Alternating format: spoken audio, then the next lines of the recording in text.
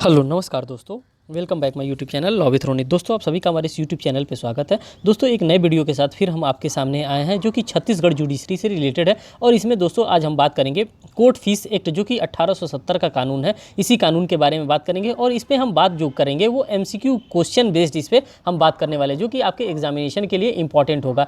दोस्तों मैंने काफ़ी प्रीवियस ईयर पेपर अपने इसी यूट्यूब चैनल पर कंडक्ट करवा रखे हैं जो कि छत्तीसगढ़ जुडिशरी से रिलेटेड है। जैसे कि 2012 का मैंने पेपर कंडक्ट करवा रखा है, 2014 का मैंने करा रखा है, 2015 का भी मैंने पेपर कंडक्ट करवा रखा है। आप चाहेंगे तो उसको वॉच कर सकते हैं और ये भी एनालिसिस कर सकते हैं कि कितने क्वेश्चन कोर्ट फीस एक्ट से प्रीवियस एग्जामिनेशन में पूछे गए हैं। तो इन सभी चीज़ों को आप ध्यान में रखते हुए इसको आप वॉच कर सकते हैं। दोस्तों अगर हम बात करते हैं कोर्ट फीस एक्ट की तो इसको हम यहाँ पे बात करने वाले हैं। ये पहली बात तो आपको पता चल गया कि 1870 का कानून है। दोस्तों इसमें अगर हम बात करेंगे तो इसमें चैप्टर कितने हैं, तो इसमें 6 चैप्टर के बारे में हमको बताया गया। इसमें टोटल 6 चैप्टर दिए गए हैं और सेक्शन की बात की जा रही है तो इसमें टोटल 36 सेक्शंस इसमें प्रोवाइड किए जा रहे हैं और साथ साथ आपको 3 शेड्यूल इसमें प्रोवाइड किए जा रहे हैं। तो ये आपको एक इन्फॉर्मेशन मिल गया जहाँ से आपको यहाँ से क्वेश्चन बनने के चांसेस होते हैं। 6 चैप्टर हो गए, 36 सेक्शन हो गए और 3 शेड्यूल है और उसी 3 शेड्यूल के बारे में यहाँ पे बात की जा रही है। अब ये हमारे लिए जो कोर्ट फीस एक्ट होता है ये थोड़ा हमारे लिए इसलिए इंपॉर्टेंट हो जाता है क्योंकि ये कोर्ट फीस सिर्फ कोर्ट के लिए नहीं होता है, ये अन्य जगहों की अगर फीस को हमको पेमेंट करना होता है तो उस फीस से भी ये रिलेटेड होता है। इसीलिए हमको ये पढ़ना जरूरी होता है। और सिर्फ ये जो कोर्ट फीस एक्ट है ये सिर्फ हमारे छत्तीसगढ़ जुडिशरी के लिए इंपॉर्टेंट नहीं है, ये हर स्टेट में अपना अपना कोर्ट फीस होता है, लेकिन कोर्ट फीस को हमको पढ़ना आवश्यक होता है। तो दोस्तों हम बिना देर किए इसके MCQ सेशन को हम यहाँ पे स्टार्ट करने वाले हैं। ये डेटा आप अपने दिमाग में बैठा करके रखिएगा। और एक इन्फॉर्मेशन और मैं आपको शेयर करना चाहूँगा यहाँ पे साथियों कि अगर आप हमारे चैनल पर नए हैं तो चैनल को जरूर सब्सक्राइब करिएगा, वीडियो को लाइक करिएगा और बेल बटन दबाना ना भूलिएगा, जिससे कोई भी लेटेस्ट अपडेट होता है छत्तीसगढ़ जुडिशरी से रिलेटेड या RGS से राजस्थान जुडिशियल सर्विस से रिलेटेड या उत्तराखंड जुडिशियल सर्विस से रिलेटेड, कहीं के भी जुडिशियल सर्विस से रिलेटेड अगर आपको कोई भी इन्फॉर्मेशन चाहिए तो आप हमसे कमेंट सेक्शन में कमेंट करके आप हमसे उसके बारे में पूछ सकते हैं। मैं आपको फुल इन्फॉर्मेशन वहाँ पे प्रोवाइड कर दूंगा। बात करते हैं क्वेश्चन नंबर फर्स्ट की, न्यायालय फीस अधिनियम कब से प्रवर्तन में आया। तो दोस्तों ये देखिए इस प्रकार के क्वेश्चन पूछे जा सकते हैं। तो ये आया था 1 अप्रैल 1870 में ये प्रवर्तन में आया था। तो इस प्रकार के नॉर्मल क्वेश्चन आपसे एग्जामिनेशन में पूछे जाएंगे और यहाँ पे लगभग 80-90 क्वेश्चन है। उन सभी 80-90 क्वेश्चन को मैं आपके सामने खोल करके रख दूंगा। आप जैसे ही सभी क्वेश्चन को 1 से 2 बार आप पढ़ लेते हैं, देख लेते हैं, तो आपके लिए एग्जामिनेशन में इंपॉर्टेंट हो जाएगा और आपके लिए आसान हो जाएगा। न्यायालय फीस अधिनियम 1870 छत्तीसगढ़ में कब से लागू किया गया, तो ये भी बात आपको पता चल गया कि 1 नवंबर सन 2000 से इसको लागू कर दिया गया। क्योंकि छत्तीसगढ़ राज्य अभी बहुत जल्दी बना है, 2000 में बना है, तो जब बनेगा तभी तो लागू होगा। पहले ये MP में लागू हुआ करता था। तो MP का कानून जो है, जो MP रेंट कंट्रोल एक्ट था, वही MP का रेंट कंट्रोल एक्ट उठा करके यहाँ पे छत्तीसगढ़ में भी एज यूजुअल लागू कर लिया गया। जैसे वहाँ पे छत्तीसगढ़ पहले Madhya Pradesh rent control act हुआ करता था, इसी जगह पे हम नाम बदल करके इसका छत्तीसगढ़ रेंट कंट्रोल एक्ट कर दिया गया है। तो ये बात आप समझ गए। बात करते हैं क्वेश्चन नंबर 3 की। यहाँ पे दे रहा है न्यायालय फीस अधिनियम का छत्तीसगढ़ शासन ने छत्तीसगढ़ राज्य पर किस आदेश द्वारा लागू किया गया था। अब कौन सा आदेश दिया था, तो यहाँ पे विधियों का अनुकूलन आदेश सन 2000 के द्वारा यहाँ पे पारित किया गया था और यहाँ पे सन 2000 के द्वारा ही छत्तीसगढ़ में लागू किया गया था। दोस्तों इसी प्रकार से आपसे नॉर्मल क्वेश्चन पूछे जाते हैं। जब आप प्रीवियस ईयर पेपर भी सॉल्व करेंगे, जो मैंने कराया है उसको आप वॉच करेंगे, तो उसमें ऐसे ही एज यूजुअल क्वेश्चन पूछे गए। इसीलिए मैं आपको यहाँ पे बता रहा हूँ। किसी वादकर्ता या अटार्नी के बीच फीस के संदाय की आवश्यकता या उसकी रकम को बाबत कोई मतभेद पैदा होता है तो उस प्रश्न का अवधारण कौन कर सकता है। अगर इस प्रकार का कोई भी डिफिकल्टीज उत्पन्न होती है तो कौन उसके फीस का निर्धारण कर सकता है। तो जो 4th नंबर का आपका करेक्ट आंसर होगा दोस्तों, वो C वाला करेक्ट आंसर होगा। A और B मीन्स की विनिर्धारक अधिकारी यदि मतभेद उच्चतम न्यायालय में पैदा हुआ हो और न्यायालय प्राधीक्षक यदि मतभेद लघुवाद न्यायालय में पैदा हुआ हो, अगर इस प्रकार से हुआ हो तो यहाँ पे वो कर सकते हैं, कंसीडर कर सकते हैं। क्वेश्चन नंबर 5 की हम बात करते हैं। यहाँ पे 5th में दे रहा है यदि उच्च न्यायालय में फीस की बाबत वादकर्ता अटार्नी के बीच मतभेद पैदा होता है तो प्रश्न का अवधारण करने के लिए किसे निर्देशित किया जा सकता है। अगर इस प्रकार का कोई एम्बिग्युइटी पैदा हो रही है तो कौन निर्देशित कर सकता है। तो दोस्तों इसका करेक्ट आंसर जो होगा वो A होगा। विनिर्धारक अधिकारी को इसको निर्दिष्ट किया जाएगा कि आप इसमें बताइए सर कि कितना कोर्ट फीस एक्ट लगना चाहिए, कोर्ट फीस एक्ट के अकॉर्डिंग इसमें कितना फी लगना चाहिए, तो उसी के बारे में यहाँ पे बात कर रहा है। क्वेश्चन नंबर हम 6 की बात करते हैं। यदि लघुवाद न्यायालय में फीस की बचत वादकर्ता या अटार्नी के बीच विवाद होने पर प्रश्न का निश्चय करने के लिए किसको निर्दिष्ट किया जाएगा। तो ये किसको निर्दिष्ट किया जाएगा, तो 6 नंबर का जो आपका करेक्ट आंसर होगा दोस्तों वो डी होगा। न्यायालय प्रतीक्षक अधिकारी को यहाँ निर्दिष्ट किया जाएगा और वही इसके बारे में उचित निर्णय लेकर के बताएंगे कि क्या कोर्ट फीस इसका होने वाला है। क्वेश्चन नंबर यहाँ पे 7 की हम बात करते हैं। निम्नलिखित कथनों में से सत्य कथन है, निम्नलिखित कथनों में से सत्य कथन। अब यहाँ पे पूछ रहा है कि कौन सा सत्य कथन है, तो दोस्तों जो यहाँ पे इसका सत्य कथन होगा वो आपका सी वाला यहाँ पे सत्य कथन होगा। ए और बी दोनों की बात कर रहा है। अब ए में हम यहाँ पे बात करने वाले हैं कि ए वाले में क्या कह रहा है। ए वाले में साथियों कह रहा है उच्च न्यायालय में वादकर्ता या अटार्नी के बीच विवाद होने पर उस प्रश्न का विनिश्चय विनिर्धारक अधिकारी द्वारा किया जाएगा और उसका विनिश्चय अंतरित होगा। बी वाले में कह रहा है उच्च न्यायालय में वादकर्ता और अटार्नी के बीच फीस का आवश्यक या उसकी रकम के बाबत कोई मतभेद होने पर विरोधारक अधिकारी द्वारा उस विवाद का विनिश्चय किया जाएगा और उसे निर्धारण करने के सिवाय अंतिम निर्णय होगा और यही माना जाएगा। उसकी राय सार्वजनिक महत्व का होगा, उच्चतम न्यायालय के मुख्य न्यायाधीश के अंतरिम विनिश्चय के हित पर निर्देशित करेगा। यही दोनों जो है इसका ऑप्शन ये करेक्ट आंसर माना जाएगा। क्वेश्चन नंबर 8 की हम बात करते हैं साथियों। यहाँ पे देखिए, यदि उच्च न्यायालय में फीस संदाय के लिए मतभेद होने पर विनिर्धारक अधिकारी की राय में प्रश्न सार्वजनिक महत्व का होगा, यह प्रश्न अंतिम विनिश्चय के लिए कौन निर्देशित करेगा। तो इसको कौन निर्देशित करेगा, तो 8 का दोस्तों जो करेक्ट आंसर होगा वो सी होगा। ए और बी दोनों के द्वारा किया जाएगा। ए में उच्च न्यायालय के मुख्य न्यायमूर्ति के द्वारा और बी में किया जाएगा उच्च न्यायालय के ऐसे न्यायाधीश को जिसे मुख्य न्यायमूर्ति साधारणता या विशेषता इस नियत नियुक्त करें, उन्हीं के द्वारा ये किया जाएगा और उसी की बात ये कर रहा है। क्वेश्चन नंबर 9 की हम बात करते हैं साथियों। यहाँ पे यदि लघुवाद न्यायालय में मीन्स की जो स्मॉल कॉजेस कोर्ट होते हैं, लघुवाद न्यायालय में फीस की आवश्यकता या उसकी रकम की बाबत वादकर्ता और अटार्नी के बीच मतभेद पैदा हो जाए कि न्यायालय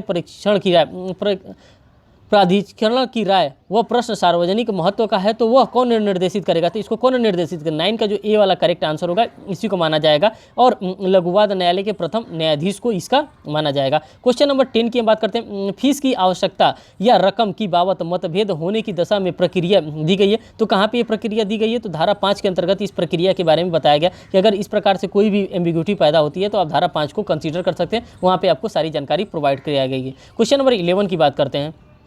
कोई न्यायालय फीस अधिनियम 1870 के उपबंध प्रथम या द्वितीय अनुसूची में प्रभार्य के रूप में विनिर्दिष्ट कोई भी दस्तावेज किसी न्यायालय में फाइल की जाएगी या लोक प्राधिकारी द्वारा तभी प्राप्त की जाएगी जब ऐसी दस्तावेज किसी न्यायालय में फाइल की जाएगी या लोक प्राधिकारी द्वारा तभी प्राप्त की जाएगी जब ऐसा दस्तावेज के लिए उचित फीस के रूप में उपदर्शित फीस से उन्नन्य फीस संदत न कर दी गई हो कहा जाएगा। तो ये धारा 11 का जो क्वेश्चन नंबर 11 का आपका करेक्ट आंसर होगा वो ए वाला करेक्ट आंसर होगा। धारा 6 के अंतर्गत इस बात को बताई गई है। क्वेश्चन नंबर 12 को हम यहाँ पे देखते हैं। यहाँ पे लिखा है न्यायालय फीस अधिनियम 1870 के अधीन संदेह फीस की संगणना की जाएगी। अब किसके द्वारा संगणना की जाएगी, तो दोस्तों इसका करेक्ट आंसर होगा उपर्युक्त सभी, मीन्स कि सभी के द्वारा यहाँ पे संगणना की जाएगी। धन के वादों में दावाकृत करने के अनुसार बी वाले में कर रहा है। विभाजन हेतु वादों में वादी के संपत्ति में हिस्से के आधे मूल्य के अनुसार, और सी में बात कर रहा है भरण पोषण के वादों में वाद की विषय वस्तु के मूल्य के लिए यहाँ पे किया जाएगा। तो उपर्युक्त सभी इसका करेक्ट आंसर यहाँ पे कंसीडर किया जा रहा है। क्वेश्चन नंबर 13 की हम बात करते हैं। विभाजन के हेतु वादों में संदेह फीस की गणना की जाएगी। अब किसके द्वारा इसकी गणना की जाएगी, तो दोस्तों इसका जो करेक्ट आंसर होगा वो सी होगा। ए और बी की बात कर रहा है। ए वाले में क्या कर रहा है, वादी के संपत्ति के हिस्से के आधे मूल्य के अनुसार यहाँ पे किया जाएगा। और बी में कह रहा है यदि वाद पत्र प्रस्तुत करने के लिए दिनांक को वादी का उस संपत्ति पर कब्जा न हो जिसका वो संदायिक या स्वस्वामी होने का दावा करता है, और ऐसे दिनांक को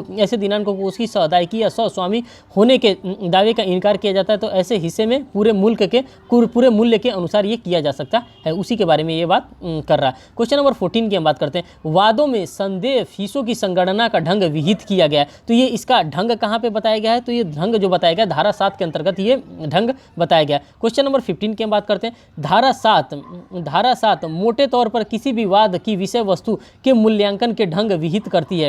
यथा ये कहाँ पे बताया गया, तो 15 का जो आपका करेक्ट आंसर होगा दोस्तों वो डी होगा। उपर्युक्त सभी की बात करता है, बाजार मूल्य की बात करता है, कतिपय सिद्धांतों पर आधारित कृत्रिम मूल्य की बात करता है, और वादों की मूल्य संबंधी घोषणा के बारे में यहाँ पे बात करता है।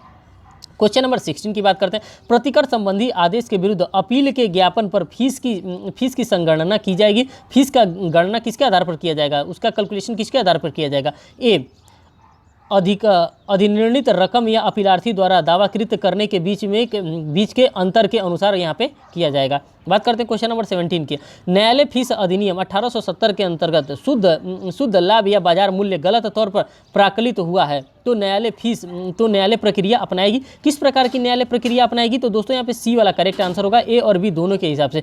जितना प्राकलन होना चाहिए उससे अधिक हुआ है तो न्यायालय ऐसे फीस के रूप में अधिक दी गई रकम को वापस कर देगी। और बी में बताया जा रहा है यदि प्राकलन अपर्याप्त हुआ है तो न्यायालय वादी से अपेक्षा करेगी कि वह उतनी अतिरिक्त फीस दे जितना उक्त बाजार मूल्य या शुद्ध लाभ को प्राकलन सही तौर पर किए जाने से संदेह होता है। ए और बी इसका दोनों करेक्ट आंसर यहाँ पे कंसीडर किया जाएगा। क्वेश्चन नंबर 18 की हम बात करते हैं। न्यायालय फीस अधिनियम 1870 के अंतर्गत बाजार मूल्य अपर्याप्त प्राकलन हुआ है तो न्यायालय, यहाँ पे जो 18 का करेक्ट आंसर होगा दोस्तों डी होगा, उपर्युक्त सभी अतिरिक्त फीस संदत्त किए जाने का आदेश देगा। बी में जब तक अतिरिक्त फीस संदत्त नहीं की जाती है वाद को रोक देगा। सी वाले में न्यायालय द्वारा नियत समय के भीतर अतिरिक्त फीस संदेह न किए जाने पर वाद खारिज कर दिया जाएगा। दोस्तों आपको एज यूजुअल ऐसे ही पढ़ लेना है। अगर आप पढ़ लेते हैं तो आपके लिए इंपॉर्टेंट हो जाएगा। जब एग्जामिनेशन आप देंगे वहाँ पे ऐसे क्वेश्चन आएंगे और ऐसे ही क्वेश्चन आपको मार्क किए रहेंगे।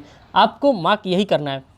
शुद्ध लाभ या बाजार मूल्य गलत तौर पर प्राकलित होने के संबंध में प्रक्रिया दी गई है। कहाँ पे दी गई है? तो 19 का आपका करेक्ट आंसर बी होगा। धारा 10 के अंतर्गत ये प्रक्रिया के बारे में बताया गया। क्वेश्चन नंबर 20 की हम बात करते हैं। अंतःकालीन लाभ के या अस्थावर संपत्ति या अंतःकालीन लाभ के या लेखा के वादों में यदि डिक्रीत लाभ या रकम दावाकृत लाभ या उस रकम से जिस पर वादी ने स्फीत अनुतोष का मूल्यांकन किया है अधिक होगा तो 20 का जो आपका करेक्ट आंसर होगा वो ए वाला करेक्ट आंसर होगा। डिक्री का निष्पादन तब तक नहीं किया जाएगा जब तक उचित ऑफिसर को वह अंतर संदाय न कर दिया जाता है जो वस्तुतः संदाय फीस और उस फीस से है जो इस प्रकार डिक्रीत संपूर्ण लाभों या रकम का समावेदन करने के लिए संदेह होता है। तो ए वाला इसका करेक्ट आंसर माना जाएगा। क्वेश्चन नंबर 21 की हम बात करते हैं। यहाँ पे 21 में बात कर रहा है जहां अंतःकालीन लाभ की रकम का अभिनिश्चय डिक्री निष्पादन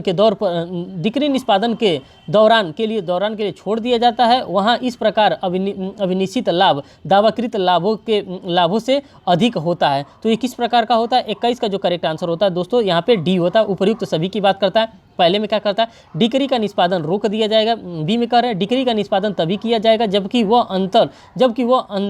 अंतर संदत्त नहीं कर दिया जाता वस्तुतः संदेह फीस और उस फीस में है जो अभिनिर्धारित संपूर्ण लाभ का समावेशन वाद में होने पर संदेह होता है। और सी में हो रहा है यदि अतिरिक्त फीस उस समय के अंदर जो न्यायालय द्वारा नियत करेगा संदत्त नहीं किया जाएगा तो वाद खारिज कर दिया जाएगा। उसी के बारे में बात कर रहा है। क्वेश्चन नंबर 22 की हम बात करते हैं। यहाँ पे किसी वाद पत्र का अध्याय 3 के अधीन फीस पर्याभार फीस की रकम के अवधारण के प्रयोजनार्थ हर प्रश्न का विनिश्चय उस न्यायालय के द्वारा किया जाएगा। किस न्यायालय के द्वारा किया जाएगा? तो इसका करेक्ट आंसर होगा वहाँ जहाँ वाद पत्र फाइल किया जाएगा वहीं पे तो डिसाइड किया जाएगा कि हाँ इस चीज़ के लिए कितना कोर्ट फीस हमको पेड करना है। क्वेश्चन नंबर 23 की बात करते हैं। वाद पत्र या अपील के ज्ञापन पर मूल्यांकन संबंधी प्रश्नों का विनिश्चय न्यायालय द्वारा किया जाता है और उसका विनिश्चय अंतिम होता है। तो ये किस धारा के अंतर्गत प्रावधान किया गया? तो 23 का जो आपका करेक्ट आंसर होगा दोस्तों वो ए वाला होगा। धारा 12 के अंतर्गत ये बातें बताई गई। क्वेश्चन नंबर 24 की हम बात करते हैं।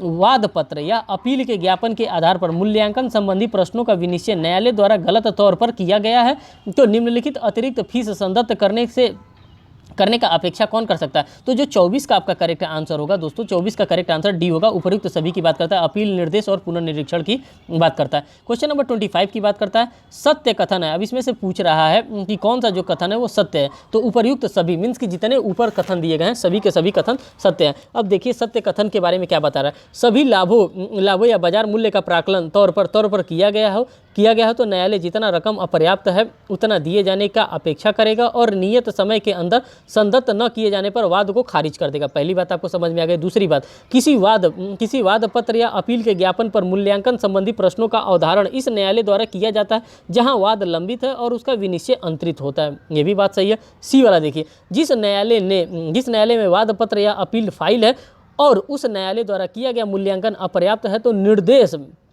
अपील या पुनर्निरीक्षण न्यायालय द्वारा अतिरिक्त फीस संदत्त करने की अपेक्षा करेगा और नियत समय के भीतर संदेह न किए जाने पर खारिज कर देगा। तो उपर्युक्त इसका जो करेक्ट आंसर होगा सही होगा। क्वेश्चन नंबर 26 की बात करते हैं। न्यायालय फीस की वापसी का आदेश किस धारा के अंतर्गत दे सकता है? फीस का जो वापसी होगा किसके उपर्युक्त सभी धारा 13, धारा 14, धारा 15 के अंतर्गत दे सकता है। क्वेश्चन नंबर 27 की हम बात करते हैं। यहाँ पे न्यायालय फीस की वापसी का आदेश कब दे सकता है? कब जो फीस का वापस करने का उपर्युक्त सभी पहला दिया है जहाँ विचारक न्यायालय ने आरंभिक विवादों की इशू पर तर्क सुनने के बाद खारिज कर दिया है। बी वाले में जहां प्रथम अपील नए सिरे से विचारण के लिए प्रेषित की गई हो, और सी में विचारण न्यायालय की डिक्री और निर्णय आपास्त करके मामला विचारण न्यायालय को प्रेषित किया गया। उपर्युक्त सभी इसका करेक्ट आंसर मार्क किया गया। क्वेश्चन नंबर 28 की बात करते हैं। अपीलीय न्यायालय अपील के ज्ञापन पर संदत्त फीस की पूरी रकम किससे वापस पाने के लिए अपीलार्थी प्रमाण पत्र अनुदत्त करता है? तो 28 का जो आपका करेक्ट आंसर होगा ए होगा, वो कलेक्टर के पास वो एप्लीकेशन लगाएगा उस फीस को प्राप्त करने के लिए।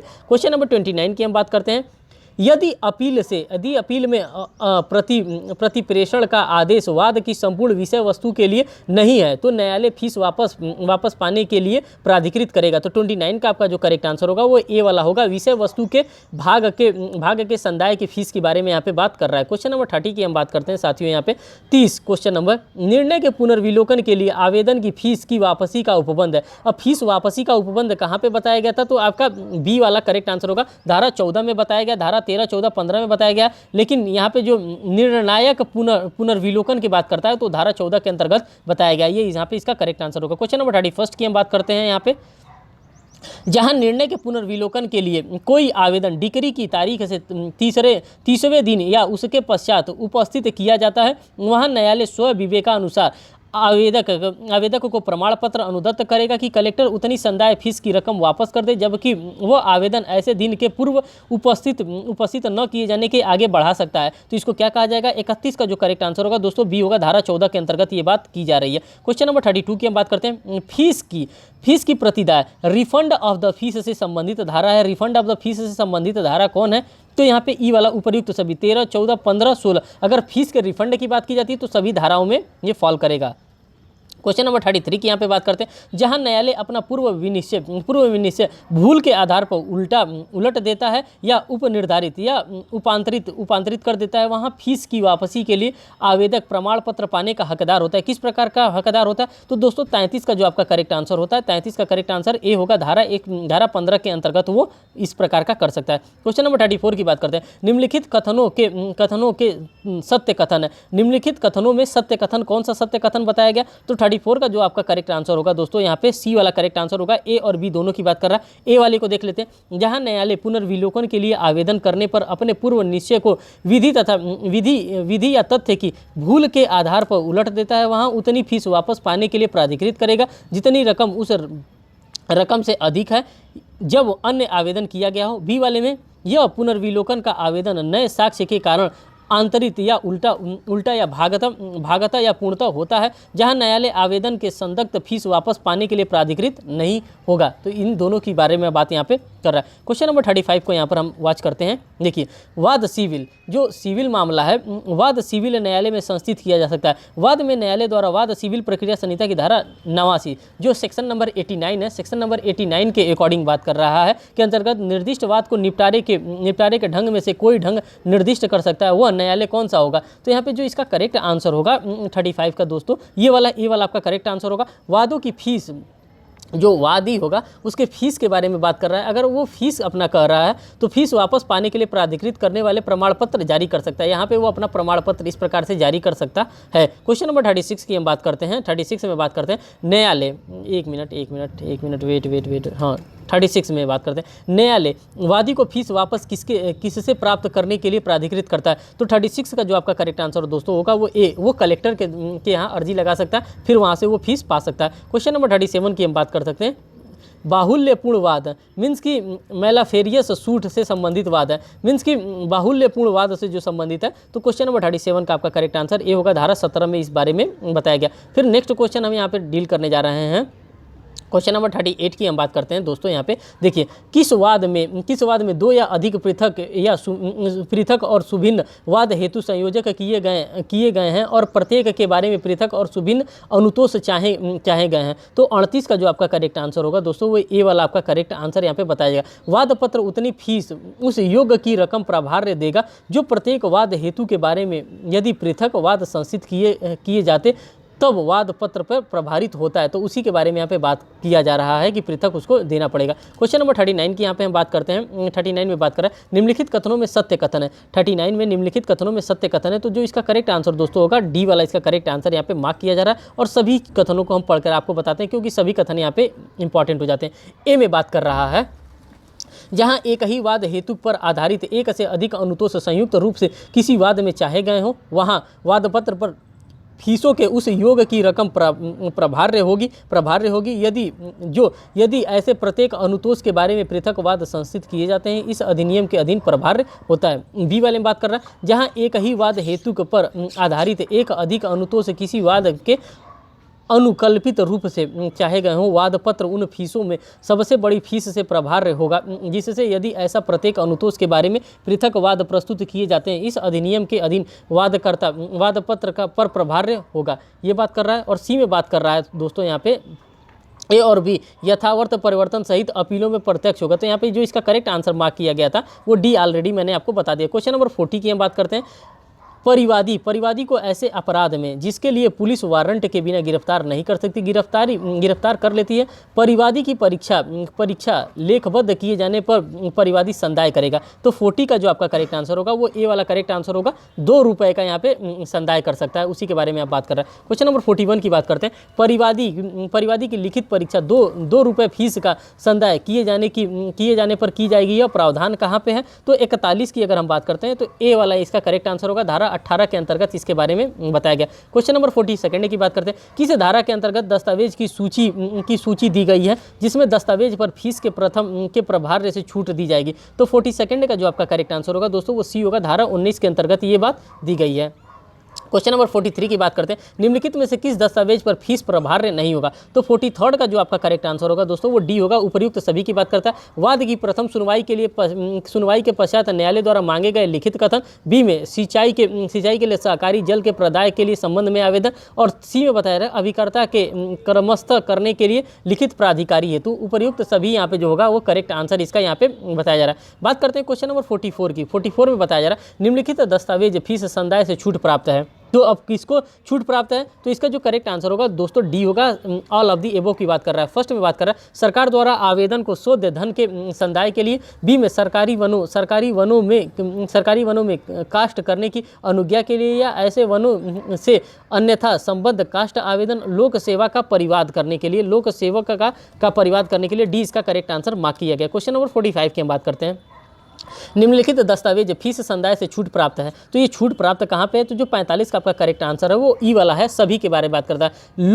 लोक सेवक का परिवाद, नगर पालिका अधिकारी का परिवाद, किसी रेल कंपनी के अधिकारी का परिवाद, लोक सेवक का सेवा का परिवाद। उपर्युक्त सभी की बात कर रहा है। इन्हीं सभी को यहाँ पे कंसिडर किया गया। क्वेश्चन नंबर 46 की हम बात करते हैं। यहाँ पे निम्नलिखित दस्तावेज फीस संदेह प्रभार्य नहीं है। तो ये किस पे प्रभार्य नहीं है? तो 46 का जो आपका करेक्ट आंसर होगा दोस्तों इसका ऑप्शन देखते हैं। और इसका जो ऑप्शन यहाँ पे दिया है वो डी वाला ही आपका करेक्ट आंसर होगा। उपर्युक्त सभी यहाँ पे सही माना गया। बी में देखिए कैदी या अन्य व्यक्ति द्वारा जो बाध्यता के लिए किसी न्यायालय या उसके अधिकारियों के अधीन आवेदन किए गए हैं, ये भी होगा। सी वाले में भाटक की वृद्धि के लिए दी गई सूचना की तामील के लिए आवेदन से। तो इन सभी के लिए ये इंपॉर्टेंट होगा। क्वेश्चन नंबर 47 को यहाँ पर देखिए। 47 में देखिए निम्नलिखित दस्तावेज पर फीस प्रभार्य नहीं है। अब किस पे फीस प्रभार्य नहीं है? तो 47 का जो दोस्तों आपका करेक्ट आंसर होगा डी होगा। उपर्युक्त सभी पे फीस प्रभार्य नहीं है। देखिए लोक प्रयोजन के लिए संपत्ति के अर्जन से संबंधित तत्समय प्रवृत्त विधि के अधीन प्रतिकर के लिए आवेदन। बी में कलेक्टर को भूमि के निर्धारण या उस पर के हित के लिए अभिनिश्चित करने के लिए दिए गए आवेदन पर अर्जी की बात करता है। और सी में राजस्व बोर्ड या राजस्व आयुक्त को भूमि के निर्धारण या उसके हित के विनिश्चय के लिए आवेदन की अर्जी के बारे में बता रहा है। तो उपर्युक्त सभी इसका करेक्ट आंसर मार्क किया जाएगा। क्वेश्चन नंबर 48 की बात कर रहे हैं। क्वेश्चन नंबर 48 में फीस प्रभार्य से छूट प्राप्त दस्तावेज है। कौन सा दस्तावेज है कि जो कि फीस से एग्जेम्प्टेड है? तो एफ वाला इसका करेक्ट आंसर माना गया है। मीन्स कि सभी के बारे में बताया गया, जितना ज़्यादा से ज़्यादा मटेरियल हो सकता है मैं यहाँ पे प्रोवाइड कराने की कोशिश आपको कर रहा हूँ। साक्ष्य देने के लिए, हाजिर होने के लिए किसी साक्षी या अन्य व्यक्ति को समन करने के लिए आवेदन, ए में। बी में दस्तावेज पेश करने के लिए, हाजिर होने के लिए किसी साक्षी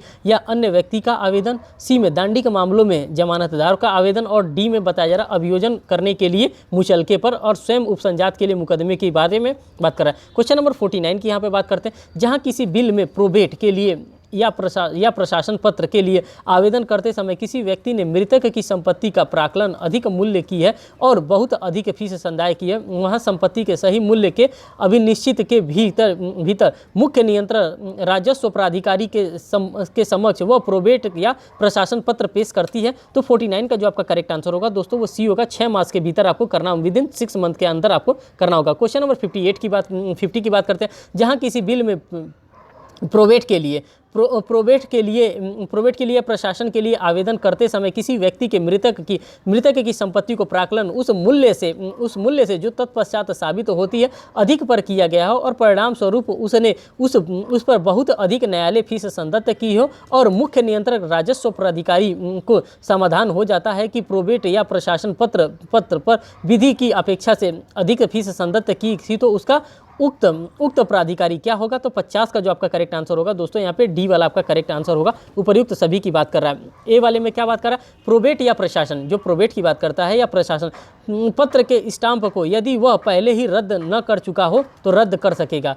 अगर रद्द नहीं किया गया हो तो रद्द कर सकेगा। रद्द कैसे होता है, उस पर पीछे लाइन खींच करके उस पर कैंसिल का निशान लगा दिया जाता है, मुहर लगा दिया जाता है कि हाँ इसको रद्द कर दिया गया है। बी में उस पर जो न्यायालय फीस दी जानी चाहिए था उसे सूचित करने के लिए अन्य स्टाम्प प्राधिकृत कर सकता है। और सी में विवेकानुसार उसके अंतर का संदाय कर सकेगा या उसका प्रतिसंदाय धन के रूप में कर सकेगा। तो डी इसका करेक्ट आंसर मार्क किया गया। क्वेश्चन नंबर 51 की हम बात करते हैं। जहां प्रोबेट, क्वेश्चन नंबर 51 की बात करते हैं। यहाँ पे कह रहा है जहाँ प्रोबेट या प्रशासन पत्र के लिए आवेदन उच्च न्यायालय से भिन्न किसी न्यायालय में किया जाता है, वहाँ न्यायालय आवेदन की सूचना देगा। तो 51 का जो आपका करेक्ट आंसर होगा वो ए होगा। कलेक्टर को इस प्रकार का आवेदन वहाँ पे प्रोवाइड करेगा। क्वेश्चन नंबर 52 की बात करते हैं। जहाँ प्रोबेट या प्रशासन पत्र के लिए आवेदन उच्च न्यायालय में किया जाता है वह उच्च न्यायालय उस आवेदन की सूचना दे सकेगी। तो 52 का जो आपका करेक्ट आंसर होगा ए होगा। मुख्य नियंत्रक राजस्व प्राधिकारी को यहाँ पे वो आवेदन किया जा सकता है। क्वेश्चन नंबर 53 की हम बात करते हैं दोस्तों। यहाँ पे 53 में बात कर रहा है न्यायालय फीस अधिनियम 1870 के अधीन प्रभार सब फीसें वसूली की जाएगी। तो इसके किसके द्वारा की जाएगी, तो स्टाम्प के द्वारा फीसों को वसूल किया जाएगा। नगद के तौर पे फीस को नहीं वसूला जाता है। जब भी कभी भी आप लगाते हैं कोर्ट में तो स्टाम्प लगाते हैं, वहाँ पे उसके हिसाब से वसूल किया जाता है। क्वेश्चन नंबर 54 की बात करते हैं। किस धारा में कहा गया है कि कि फीसों की वसूली स्टाम्पों के द्वारा वसूल की जाएगी। तो ये किस धारा में बताया गया, तो 54 का आपका बी, धारा 26 के अंतर्गत ये बताया। क्वेश्चन नंबर 55 को देखिए। स्टाम्प के प्रदाय, संख्या, नवीनीकरण और लेख रखने के लिए नियम बना सकता है। कौन बना सकता है, तो 55 का आपका करेक्ट आंसर सी होगा। समुचित सरकार के द्वारा यहाँ पे बनाया जा सकता है, जो एप्रोप्रिएट गवर्नमेंट होगा उसी के द्वारा ये नियम बनाया जाएगा। क्वेश्चन नंबर 56 की अगर हम दोस्तों बात करते हैं तो यहाँ पे होगा निम्नलिखित कथनों में से कथन सत्य कथन कौन सा कथन सत्य है। अब यहाँ पे हमसे पॉजिटिव क्वेश्चन पूछ रहा है कि कौन सा जो कथन इसमें दिया गया वो कौन सा कथन जो है वो सत्य कथन है। तो इसका जो करेक्ट आंसर होगा 56 का दोस्तों आपका वो डी वाला आपका करेक्ट आंसर होगा। उपर्युक्त सभी उचित रूप से स्टाम्प दस्तावेज ही विधिमान्य होगा। स्टाम्प यदि दस्तावेज स्टाम्पित नहीं है और न्यायालय में दाखिल कर लिया जाता है तो तत्पश्चात न्यायालय के निर्देशानुसार दस्तावेज स्टाम्पिंग कर लिया जाता है तो विधिमान्य हो जाता है। तो इसका जो करेक्ट आंसर होगा ए और बी भी हो सकता है। उपर्युक्त सभी, तो इसमें जो 56 में जो मार्क किया गया वो डी मार्क किया गया है, मीन्स की उपर्युक्त सभी को मार्क किया गया है। बात करते हैं क्वेश्चन नंबर 57 को। यहाँ पे क्वेश्चन नंबर 57 की हम बात करते हैं। निम्नलिखित कथनों में सत्य कथन है। अब इसमें से कौन सा दोस्तों सत्य कथन माना गया है। 57 का जो आपका करेक्ट आंसर होगा वो डी होगा। उपर्युक्त सभी जो होंगे कथन इसमें सत्य कथन माने गए। अंशदत्त या कम न्यायालय फीस की वसूली भू राजस्व के बकाये की तरह की जाती है। बी में असमदात या कम न्यायालय फीस की वसूल के पीठासीन अधिकारी या राजस्व अधिकारी के प्रमाण पत्र पर किया जाता है। सी में असमदात या कम न्यायालय फीस की वसूली, भू राजस्व की वसूली की भांति वसूल के लिए प्रमाण पत्र जारी करने के लिए पूर्व नोटिस जारी किया जाना आवश्यक है। तो यही इसका करेक्ट आंसर होगा। क्वेश्चन नंबर 58 की हम बात करते हैं। यहाँ पे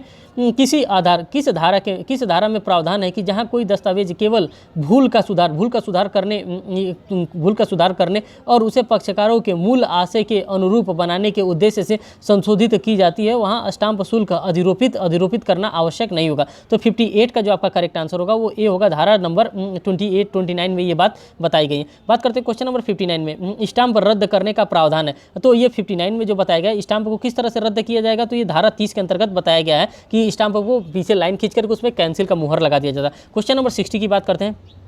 स्टाम्प बेचने के लिए नियुक्त किया गया व्यक्ति नियम की अवज्ञा करता है तो नियुक्त किया गया व्यक्ति स्टाम्प बेचेगा या बेचने के लिए प्रस्थापित करेगा, वो दंडित किया जाएगा। किस प्रकार से दंडित किया जाएगा, तो 60 का जो करेक्ट आंसर होगा सी होगा। वो ए और बी दोनों से दंडित, कारावास जिसकी अवधि 6 मास तक की हो सकेगी और जुर्माने दोनों से उसको दंडित किया जाएगा जो स्टाम्प बेच रहा है, अगर उसके द्वारा कोई फॉल्ट किया जा रहा है। क्वेश्चन नंबर 61 की बात करते हैं। फीस को रकम या परिहार करने की शक्ति किसके पास है, तो 61 का जो करेक्ट आंसर होगा दोस्तों वो डी वाला आपका करेक्ट आंसर होगा, समुचित सरकार को। इस प्रकार का अगर कोई भी क्वेश्चन आ रहा है तो वहाँ पे अप्रोप्रिएट गवर्नमेंट अगर दिया है ऑप्शन तो आप अप्रोप्रिएट गवर्नमेंट को ही पे मार्क करेंगे। फिर बात करते हैं क्वेश्चन नंबर 62 में, समुचित सरकार को फीस कम करने या परिहार करने की शक्ति किस धारा में दी गई, तो 62 का जो आपका करेक्ट आंसर होगा दोस्तों ये ए वाला करेक्ट आंसर होगा। धारा 35 के अंतर्गत ये बातें बताई गई हैं। बात करते हैं क्वेश्चन नंबर 63 की। छत्तीसगढ़ में निम्नलिखित वर्गों में व्यक्तियों को जिनकी वार्षिक आय वाद प्रस्तुत के ठीक पूर्ववर्ती दिनांक को समस्त स्रोतों से 6,000 रुपये से अधिक नहीं है परिहार कर सकता है, तो 63 का आपका जो करेक्ट आंसर होगा वो ई वाला होगा। उपर्युक्त सभी अनुसूचित जाति के सदस्यों के, अनुसूचित जनजाति के सदस्यों, अवयस्क और महिलाओं से रिलेटेड है। क्वेश्चन नंबर 64 की हम बात करते हैं साथियों। यहाँ पे छत्तीसगढ़ में निम्नलिखित वर्ग के व्यक्तियों को न्यायालय फीस से छूट दे सकता है, तो 64 का जो आपका करेक्ट आंसर होगा। तो दोस्तों यहाँ पे जो ऑप्शन हम देखते हैं तो ई वाला यहाँ पे करेक्ट आंसर होगा। मीन्स के उपर्युक्त सभी की बात कर रहा है, भू श्रमिकों को, समाज में कमजोर व्यक्तियों के व्यक्तित्व को, सभी के लिए यहाँ पे बात कर रहा है। क्वेश्चन नंबर 65 की बात करते हैं। किसी विशिष्ट वर्ग के व्यक्तियों को न्यायालय शुल्क के संदाय से छूट दी जा सकती है जिसकी वार्षिक आय, अब वार्षिक आय की बात कर रहे हैं तो 65 का आपका जो करेक्ट आंसर होगा वो ए होगा।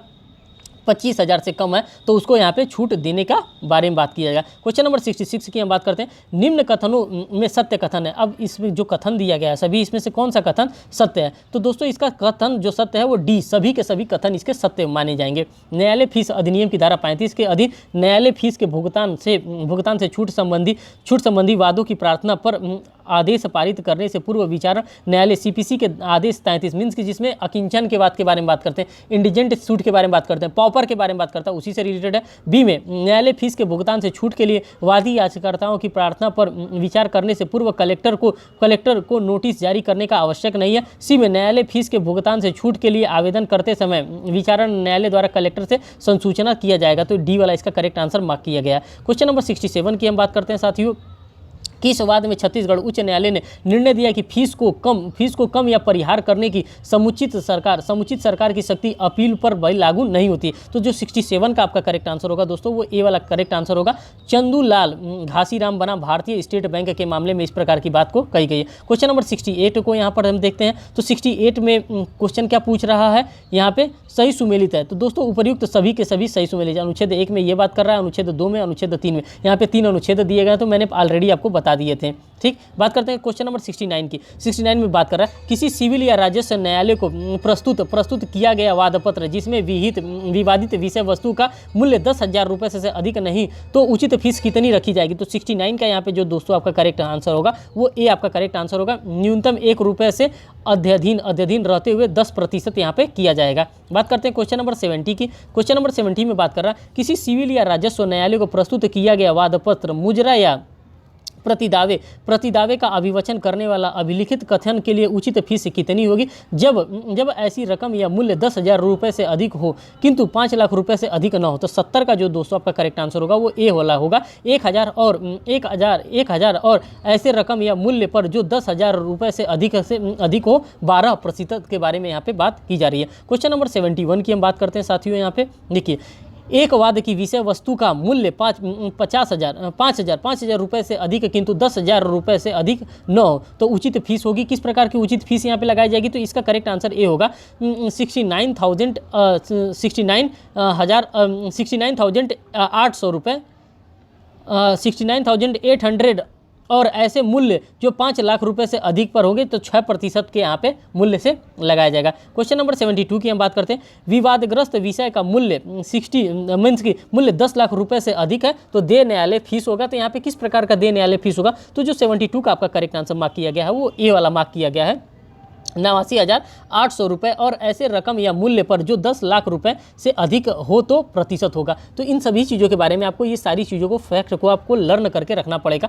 क्योंकि आपके एग्जामिनेशन में एज यूजुअल ही क्वेश्चन पूछेगा और आपको लर्न रहेगा तो आप मार्क कर सकते हैं, टाइम को अपने कंज्यूम कर सकते हैं वहाँ पे। 73 में बात करते हैं अपील ज्ञापन, मेमोरेंडम ऑफ अपील पर उद्ग्रहित न्यूनतम फीस होगी। अगर मेमोरेंडम ऑफ अपील है तो उस पर कितना फीस लगेगा? तो दोस्तों इस पर फीस लगेगा 5 रुपये का फीस लगेगा इस पर। 74 की हम बात करते हैं। निम्नलिखित कथनों पर असत्य कथन है। अब यहाँ पे फिर देखिए असत्य कथन पूछा है, तो 74 में जो असत्य कथन पूछा है तो इसका सी वाला जो है दोनों असत्य कथन है, तो इन दोनों कथन को पढ़ने की कोई आवश्यकता नहीं, जो कथन ही असत्य है। तो क्वेश्चन नंबर 75 की हम बात करते हैं। आवेदन या अर्जी उच्च न्यायालय के अनुच्छेद 226 से भिन्न पेश की जाती है, कोर्ट फीस दे होगा। तो 75 का जो आपका करेक्ट आंसर होगा दोस्तों वो ए होगा, 10 रुपये यहाँ पे कोर्ट फीस पे किया जाएगा। क्वेश्चन नंबर 76 की बात करते हैं। जब अर्जी पिटीशन भारत के संविधान के अनुच्छेद 226 के अधीन उच्च न्यायालय में पेश की जाती है तो कोर्ट फीस किस प्रकार का संदेह होगा? तो 76 में दोस्तों आपको बताया है ये बी होगा, 100 रुपये का यहाँ पे कोर्ट फीस यहाँ पे इंपोज किया जाएगा। ये बात ऑप्शन नंबर बी में बताया गया। फिर हम बात करते हैं क्वेश्चन नंबर 77 की।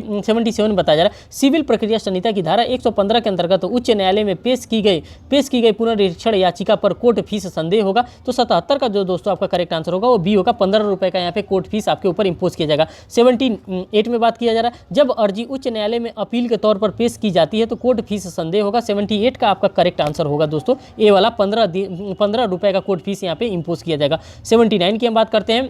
आवेदन या अर्जी उच्च न्यायालय से भिन्न किसी दंड न्यायालय में अपील या रिवीजन के तौर पर पेश की जाती है तो कोर्ट फीस संदेह होगा। तो 79 का जो दोस्तों आपका करेक्ट आंसर होगा वो ए वाला होगा, 10 रुपए का यहाँ पे कोर्ट फीस दिया जाएगा। क्वेश्चन नंबर 80 की हम बात करते हैं। अकिंचन के तौर पर वाद लाने की इजाजत के लिए आवेदन पर कोर्ट फीस दे होगा। तो जो दोस्तों 80 का करेक्ट आंसर होगा वो आपका ए होगा, 5 रुपए का यहाँ पे कोर्ट फीस दिया होगा। तो इस प्रकार से आप कोर्ट फीस को लर्न करके रखेंगे कि हाँ कितना कोर्ट फीस यहाँ पे इंपोज किया गया। यहाँ पे क्वेश्चन नंबर 81 को हम देखते हैं। मुख्तारनामा या वकालतनामा, जिसको हम लोग वकालतनामा कहते हैं, वकालतनामा जब वो किसी मामले के संचालन के लिए उच्च न्यायालय से भिन्न किसी सिविल या दंड न्यायालय में पेश किया जाता है तो कोर्ट फीस कितना होगा? तो 81 का ए, 5 रुपये यहाँ पे फीस पे करना होगा, 5 रुपये की बात कर रहा है। फिर बात करते हैं क्वेश्चन नंबर 82 की। यहाँ पे 82 में बात कर रहा है मुख्तारनामा या वकालतनामा उच्च न्यायालय में पेश किया जाता है तो कोर्ट फीस कितना संदेह होगा? तो 82 का यहाँ पे करेक्ट आंसर होगा, 10 रुपये यहाँ पे होगा। कैविएट पर कोर्ट फीस दे कितना होगा? जब कैविएट हम लोग दाखिल करते हैं तो कितना इस पर फीस दिया जाएगा? तो ए, इस पर 20 रुपये का फीस लगता है कैविएट फीस हमारा। क्वेश्चन नंबर 84 की हम बात करते हैं। विशेष विवाह अधिनियम 1954 या हिंदू विवाह अधिनियम 1955 के अधीन अर्जी या अपील ज्ञापन उस पर फीस कितना दे होगा? तो 84 का जो फीस होगा वो ए होगा, 40 रुपये इसमें फीस लगेगा। क्वेश्चन नंबर 85 की हम बात करते हैं। अपर्याप्त अधिकारों आधारों पर अपर्याप्त किए गए निर्णयों के पहले कुर्की या गिरफ्तारी या अस्थायी व्यादेश हेतु प्रतिकर के आवेदन पर न्यायालय शुल्क कितना दे होता है? तो 85 का जो करेक्ट आंसर होगा वो ए होगा, 10 रुपये की यहाँ पे बात कर रहा है। 86 की बात कर रहा है अस्थायी व्यादेश के आवेदन पर कितना न्यायालय फीस संदेह करेगा? तो 86 का जो करेक्ट आंसर हो दोस्तों होगा वो ए वाला आपका करेक्ट आंसर होगा, 10 रुपये की बात कर रहा है। और दोस्तों इस सेशन का लास्ट जो क्वेश्चन है हमारे पास, एक पक्षीय डिग्री को अपास्त करने के आवेदन पर कितने रुपए का शुल्क लग सकता है जो कोर्ट फीस होगा? तो यहाँ पे 5 रुपये का कोर्ट फीस लगेगा। दोस्तों ये देख लीजिए, इसका पूरा ये क्वेश्चन दिया है, 87 तक इसमें क्वेश्चन दिया गया था। उन सभी क्वेश्चन को मैंने कोर्ट फीस एक्ट से रिलेटेड जितने भी क्वेश्चन बने थे उन सभी कोर्ट फीस एक्ट को मैंने करा दिया। दोस्तों इससे रिलेटेड छत्तीसगढ़ जुडिशरी से रिलेटेड मैं बहुत ही जल्दी आपके लेके 2016 का पेपर लेकर के आने वाला हूं। और साथ ही साथ जो भी इसमें एक्ट दिए हैं, जो कि आपको माइनर एक्ट दिए हैं, जैसे छत्तीसगढ़ भू राजस्व अधिनियम, छत्तीसगढ़ लैंड रेवेन्यू कोड, इसको भी मैं आपके सामने इसका भी MCQ बहुत ही जल्दी लेकर के आने वाला हूं। दोस्तों बहुत बहुत धन्यवाद वीडियो को वॉच करने के लिए।